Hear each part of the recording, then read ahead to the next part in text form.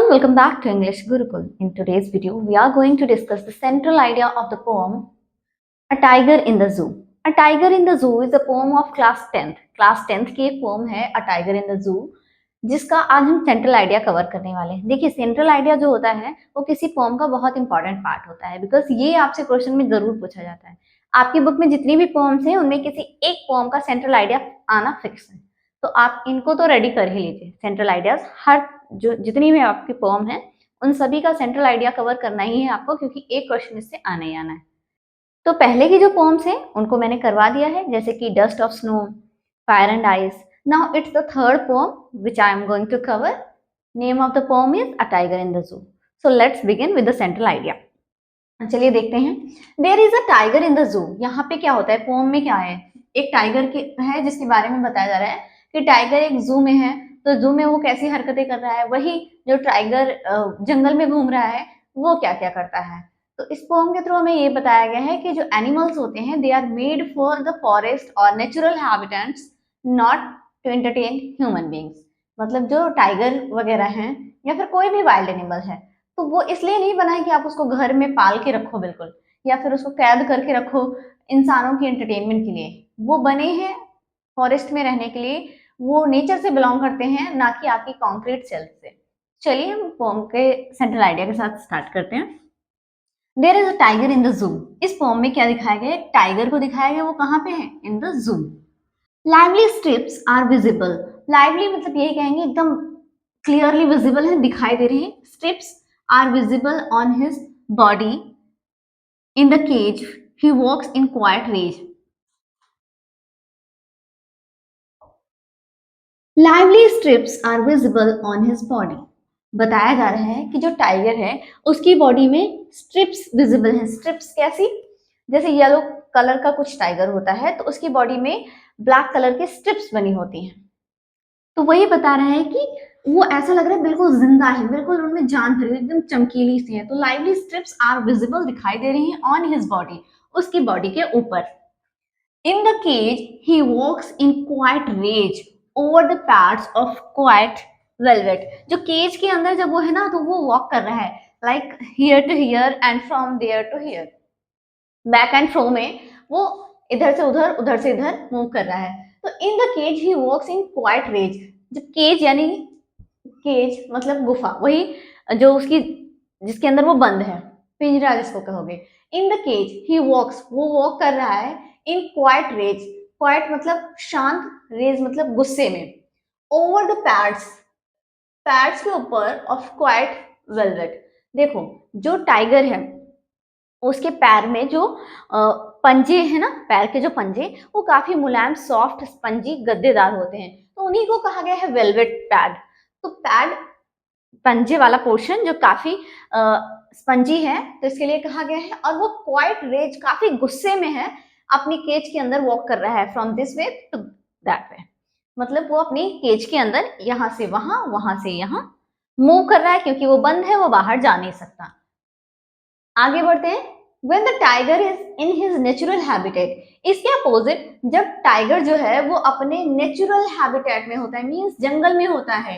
He lurks in shadow. lurks मतलब hide, but आप ना यही वर्ड यूज करना बिकॉज ये वर्ड आपकी पोम से लिया गया है. और जब आप पोम के वर्ड अपने सेंट्रल आइडिया में ऐड ऑन करोगे ना, तो जो हमारे एग्जामिनर हैं उन्हें फील होगा दैट बच्चे ने कुछ किया है.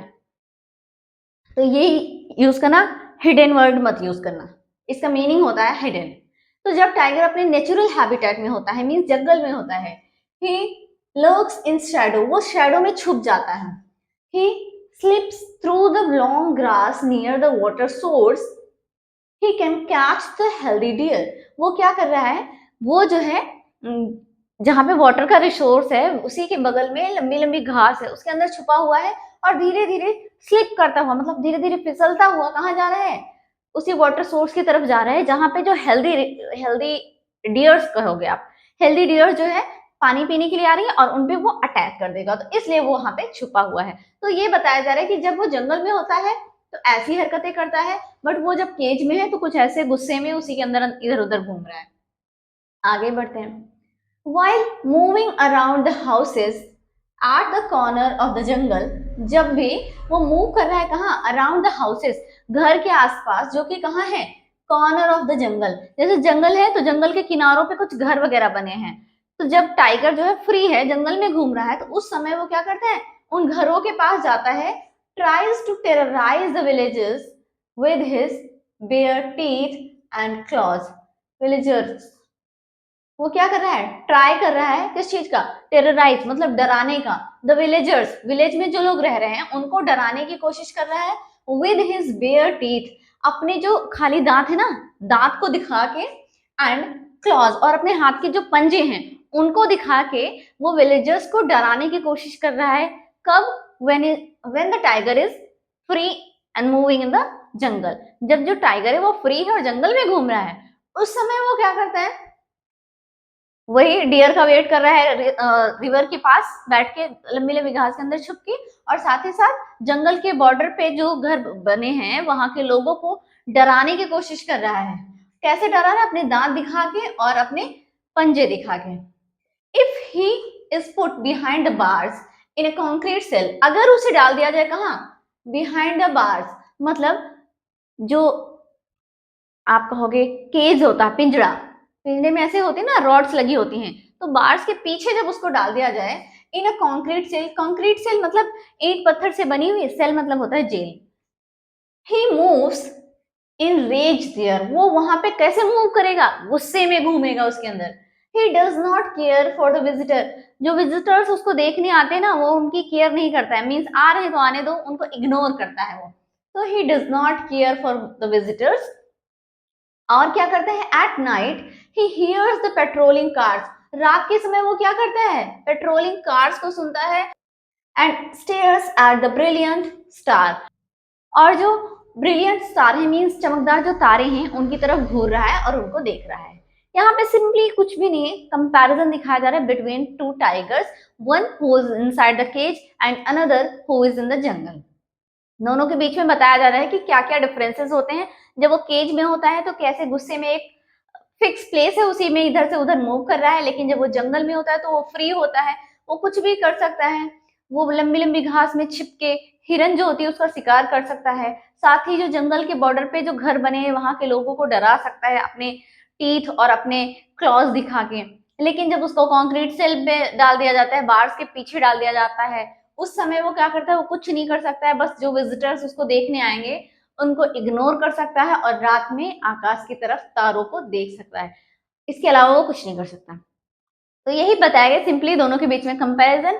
तो ये है हमारा सेंट्रल आइडिया। मैसेज में आपको बता दूं, पोएम का मैसेज सिर्फ इतना है कि जो एनिमल्स हैं, जो वाइल्ड एनिमल्स हैं या किसी भी टाइप के एनिमल्स हैं, उन्हें हमें पेट नहीं बनाना चाहिए, मीन्स अपने पास रखना नहीं चाहिए, कैद करके नहीं रखना चाहिए, क्योंकि देखो कैद किसी को पसंद नहीं है। अगर आप किसी को एकदम अपने पास रख लोगे, उसको जाने नहीं दो, सब हर इंसान को फ्रीडम अच्छी लगती है ना, जैसे हम और आप हैं, हमें 24/7 एक रूम में बंद कर दिया जाए और कहीं बाहर न जाने दिया जाए तो हमें भी तो अच्छा नहीं लगेगा। वैसे ही जो एनिमल्स होते हैं, they are free for nature, वो नेचर के लिए हैं, फ्रीली उन्हें वहां घूमना है। बट इंसान जो है, ह्यूमन बींग्स जो हैं, वो अपने एंटरटेनमेंट के लिए उन्हें क्या करते हैं, उन्हें कैद करके रख लेते हैं, जो कि नहीं करना चाहिए।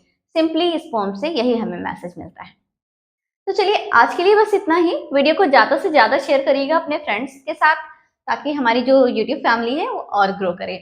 और हाँ, इसके आगे की जो भी पोम्स हैं, जो भी चैप्टर्स हैं, वो मैं कवर कर दूंगी लाइन बाय लाइन। वीडियो अच्छा लगा हो तो वीडियो को लाइक ज़रूर करें। चैनल पे पहली बार विजिट कर रहे हैं तो चैनल को सब्सक्राइब करें और इसे ज़्यादा से ज़्यादा शेयर करें। मिलते हैं हमारे नेक्स्ट वीडियो में। Till then bye bye.